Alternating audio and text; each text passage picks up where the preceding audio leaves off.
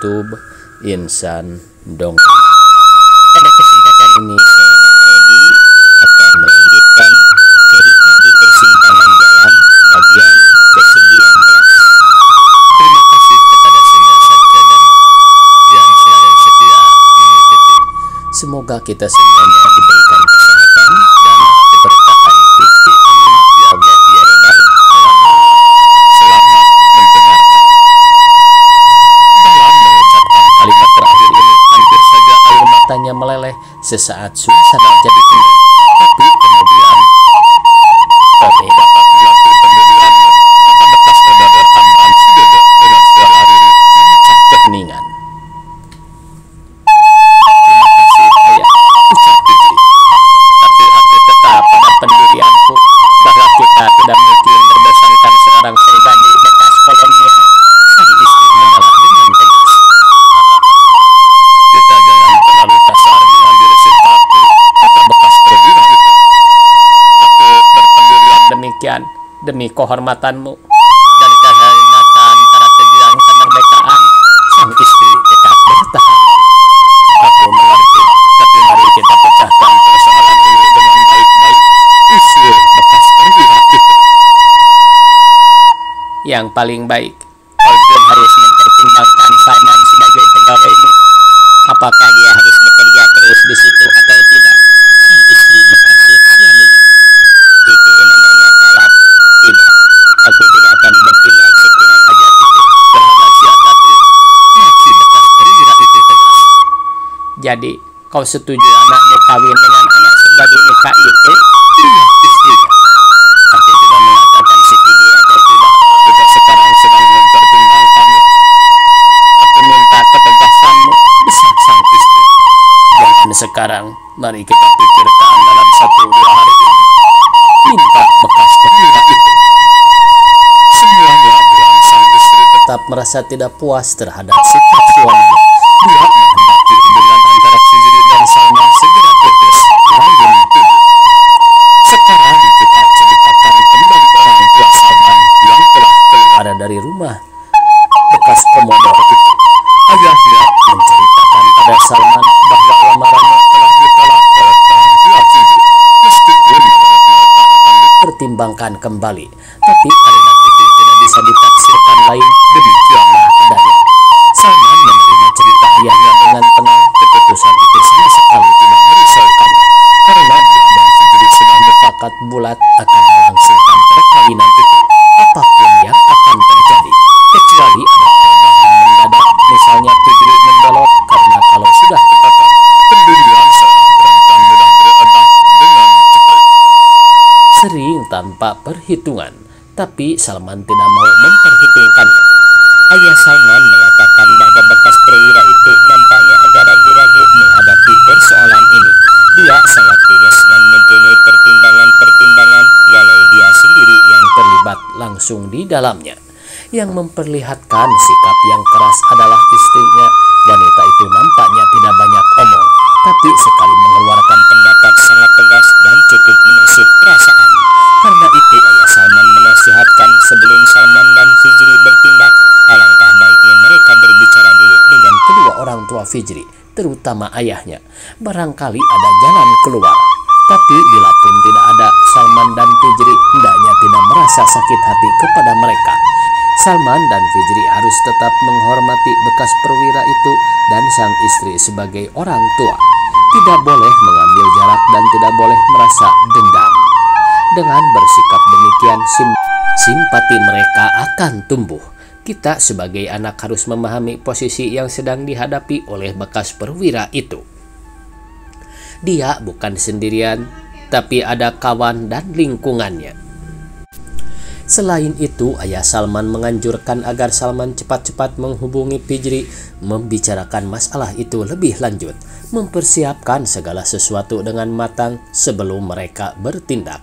Ayah Salman mengkhawatirkan persoalan ini akan cepat menjalar keluar.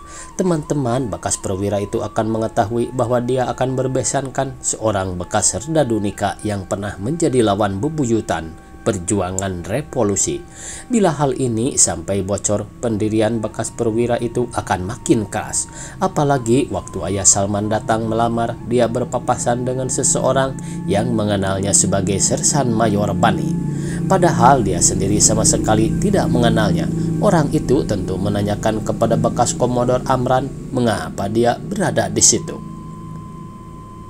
"Bagaimana bentuk tubuh orang itu?" tanya Salman cepat. "Gemuk, tinggi, berambut keriting." "Bekas Kolonel Partowiyono," kata Salman pasti. "Dia siapa?" "Dia teman seperjuangan ayah Fijri dan ayah Kapten Sutandi."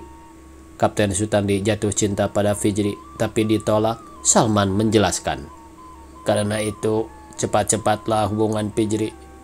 Persoalan sekarang terletak di tangannya.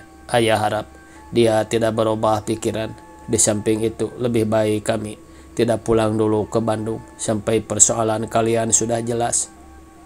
"Aku juga berpikir begitu," Salman menyetujui. Pertemuan antara Salman dan Fijri sore itu di rumah Salman diliputi oleh rasa haru, juga rasa risau di hati masing-masing. "Kau sudah bicara dengan orang tuamu?" Salman membuka percakapan. "Sudah." "Bagaimana sikap mereka?" "Ayah kelihatan sedikit lunak, tapi ibu sangat keras." "Karena itu kita tidak boleh mundur," Salman memperingatkan. "Tapi sebelum bertindak, lebih baik kita bicara sekali lagi dengan ayah dan ibu," usul Fijri. "Ayahku juga mengusulkan demikian. Dan bila akhirnya kita menempuh jalan sendiri, bukan salah kita. Kita sudah menghendaki kebaikan, tapi mereka menginginkan sebaliknya." "Dan bagaimana dengan Yulia? Apakah dia sudah tahu?" "Aku yang menceritakannya." "Bagaimana reaksinya?" "Dia dapat memahami, walau dia sangat menyayangkan kita harus mengalami nasib seperti ini." "Barangkali inilah yang dikatakan takdir. Kenapa kita harus saling jatuh cinta? Padahal latar belakang kedua orang tua sangat berbeda.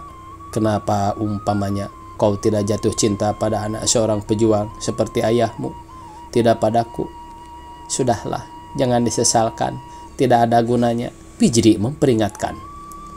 "Bukan cuma ingin kukatakan saja. Dan bagaimana pendapat Yulia selanjutnya?" tanya Salman lagi. "Kalau tidak bisa dengan jalan baik, apa boleh buat? Walau dia memahami posisi ayah dalam menghadapi persoalan ini." "Ini pertanda baik. Yulia tidak menentang kita." "Tapi tidak menentukan." "Benar. Tapi paling tidak kau tidak sendirian di rumah. Dan sekarang bagaimana tindakan kita selanjutnya?" tanya Salman kepada Fijri.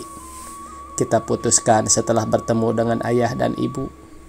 "Benar, tapi harus kita matangkan dulu sekarang. Bagaimana pendapatmu?" "Kita kawin secepatnya." "Aku setuju."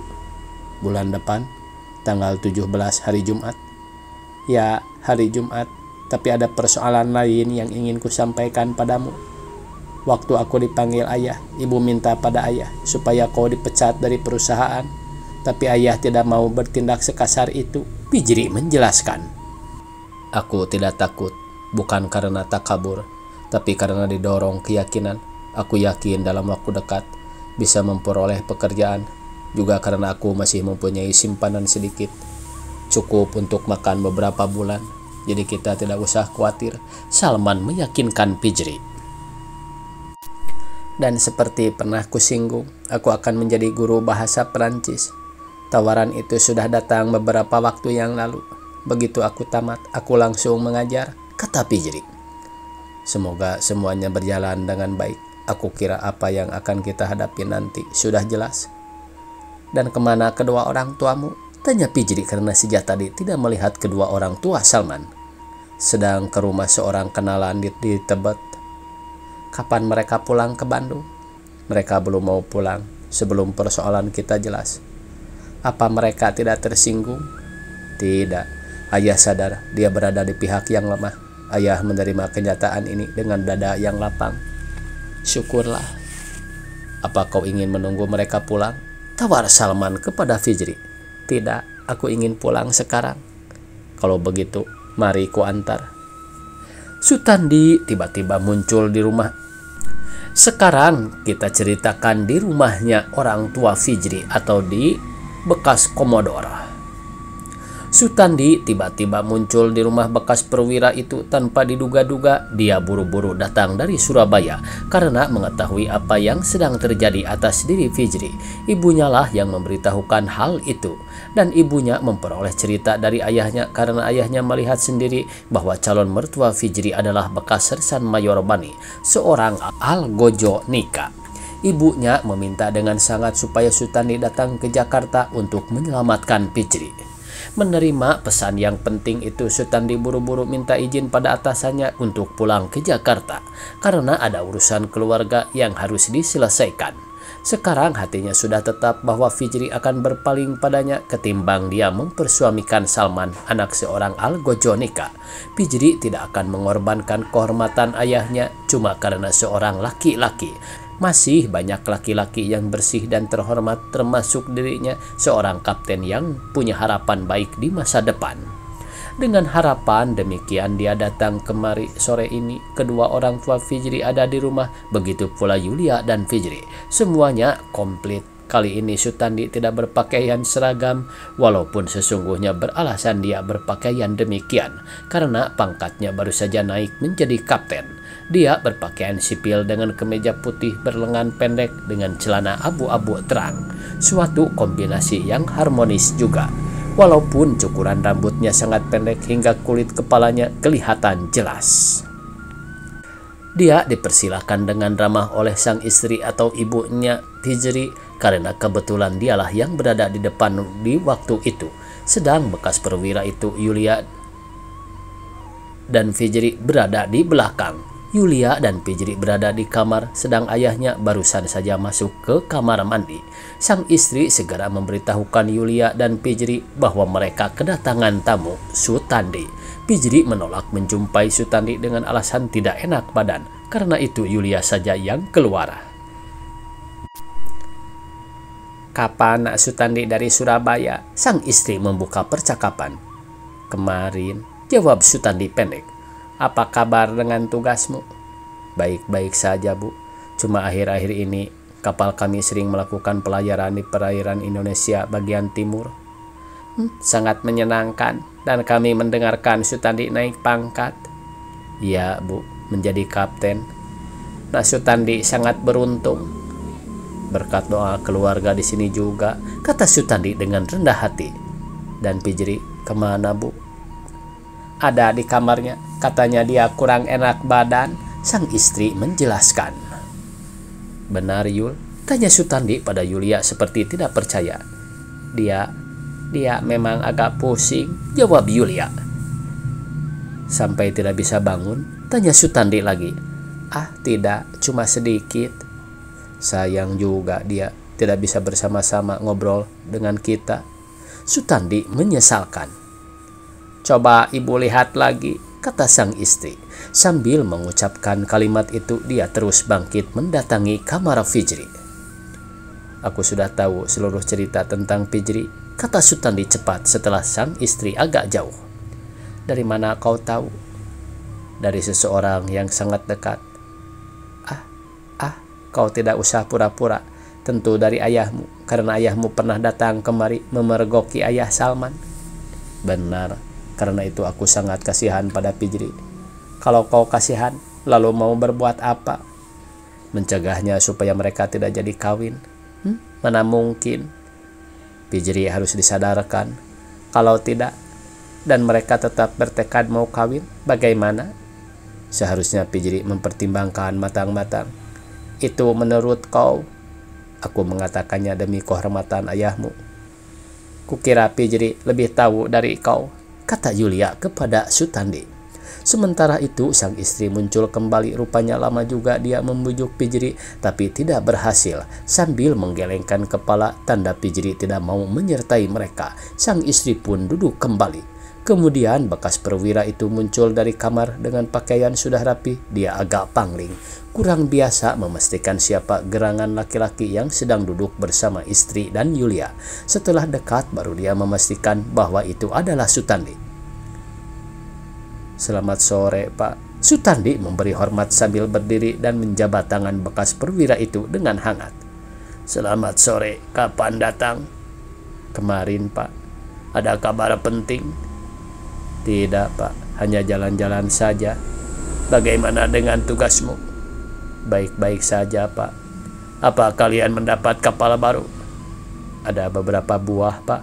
Syukurlah, kita membutuhkan kapal-kapal sekarang. Perairan kita perlu dijaga benar-benar. Akhir-akhir ini kami sering melakukan pelayaran rutin di perairan sebelah timur Indonesia. Dan bagaimana kesanmu? Memang kita memerlukan kapal-kapal yang banyak. Perairan kita terlalu luas, tidak mungkin dijaga oleh 1-2 kapal. Dan sudah tua-tua pula. Kelihatan pembangunan di bidang kekuatan laut belum lagi dimulai. Tapi kapan lagi? Aku kira sudah waktunya kita mempunyai kekuatan laut yang ampuh. Memang benar suatu peperangan terbuka tidak mungkin terjadi dalam waktu dekat.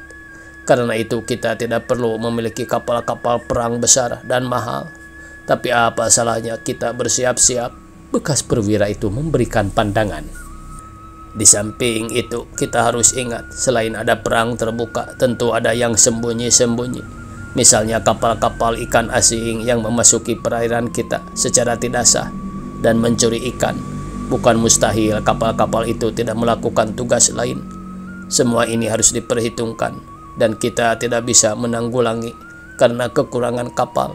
Sangat menyedihkan, kata bekas perwira itu iba. Sutandi tidak menjawab, tapi hatinya mengiyakan apa yang dikatakan oleh bekas perwira itu. Pada saat ini memang kita kekurangan kapal. Apa rencanamu di Jakarta?